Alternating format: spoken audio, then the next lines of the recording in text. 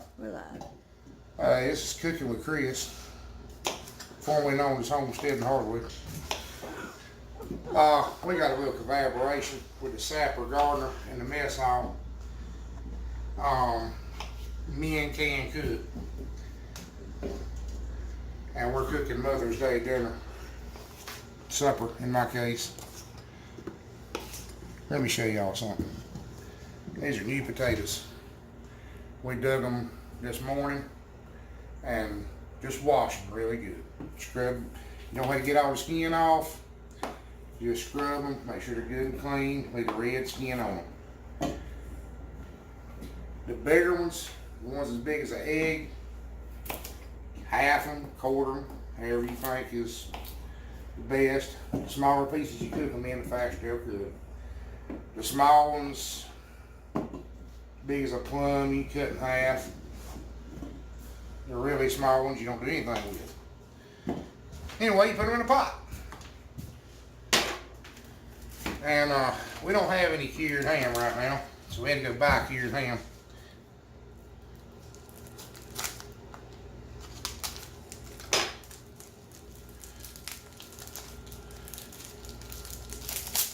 Apparently they were worried about you stealing out of the package at the grocery store. Now this is ham hock, country ham in pieces, anything along those lines.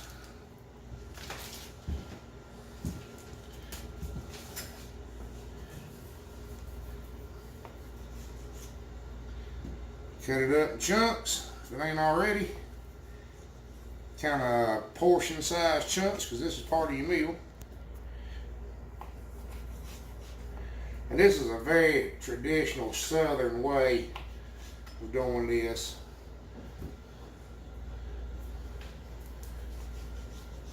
You just cut this up into pieces. That cutting board is not dirty, it's just old. Okay. Now for string beans. We've got string beans that ain't thawed out good, so I might just get them in the microwave for a minute, but we put these up last year. They're pretty good frozen that way. We're on. Alright, well, come here, you can see. That's the ham hock, new potatoes, string beans, all in one pot. Now bear in mind, the ham meat has some salt in it, but the new potatoes will soak up a lot of salt. So salt it, but don't salt it to death. You can get it too salty pretty quick. A little crushed red pepper. Not much, because Darlene don't like hot. Got to have a little bit of black pepper, not too much, because Darlene don't like hot. That won't any. She's just paranoid. It won't be hot a bit, just that little bit. Grown up won't even be able to tell there was nothing there. Alright, that's your string beans. Okay. The next item is sweet corn. On the cob. Put up from last year. Y'all are seeing a theme here, right? Just a little salt, just a little bit to bring out the sweet.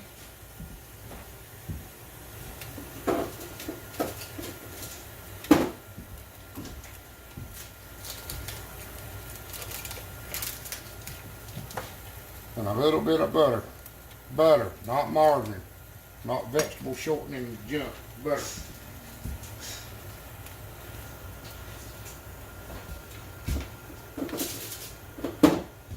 Just a little bit.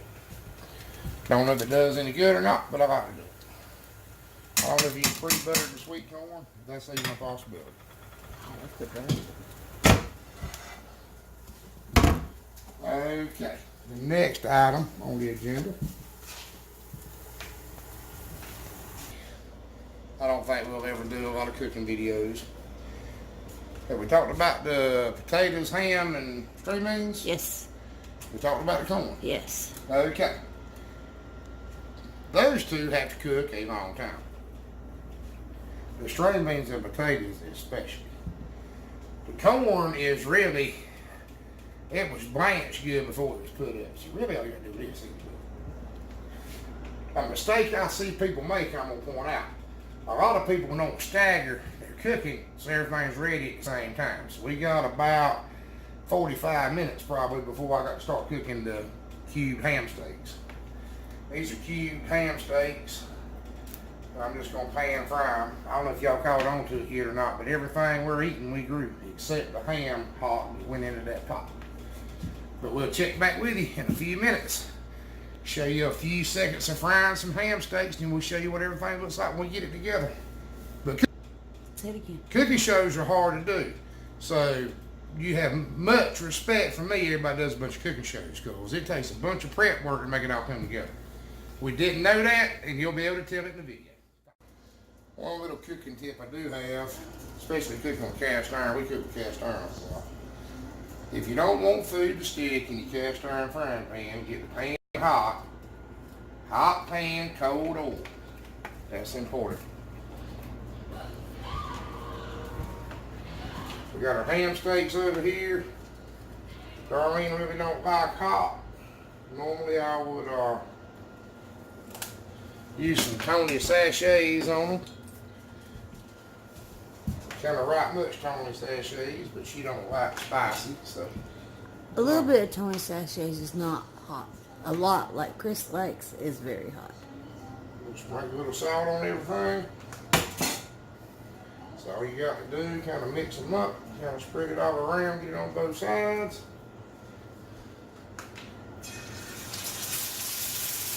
And I fry them without breading,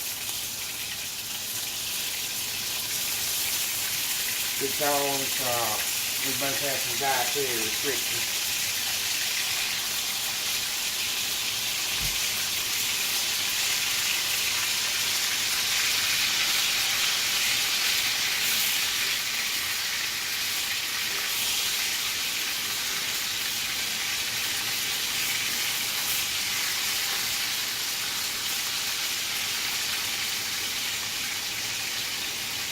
And they're sizzling like that because they're wet, not so greasy too up.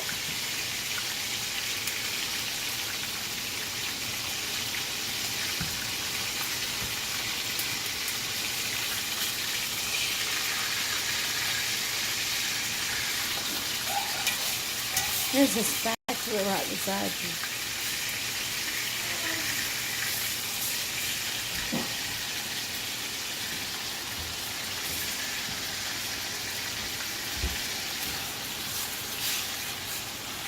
Anyway, we'll come back to it when they're a little closer to being done.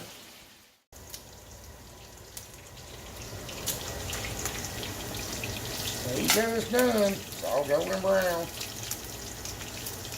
Now, we might as well put a little education in here too. With pasture-raised pork raised on the ground, trichinosis is a thing. That's a parasite gets in meat. I've never seen ours or had the USDA inspector say it was in ours. But it's a concern. That was one of the reasons why years ago they quit raising pig on the ground. And if you're a hunter, you know about it because it's in wild hog meat and bear meat. But other than that, just wait for the frying pan to cool off before you let the dog lick it out. And we're pretty well done. The next clip will be her eating. Let you see what it looks like. Okay, everything's done.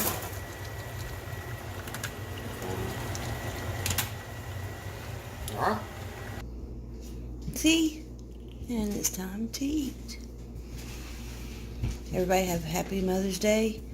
And believe me, all this is delicious. Thank you. See? Y'all have a happy Mother's Day. Good night.